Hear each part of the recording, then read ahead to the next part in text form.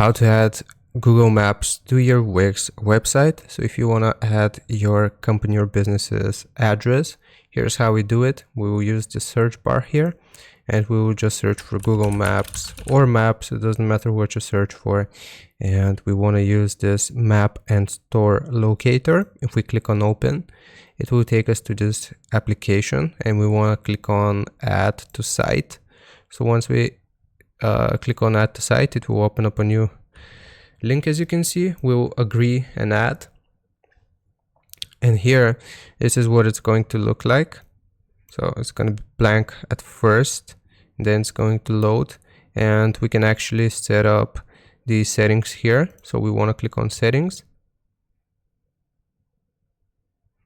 And basically we will go to locations here and we will add the first location. If we click on it, then you can add the website name, you can add the description, and the most important part obviously is the street address.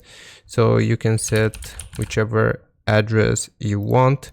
Here you can add it and adjust it.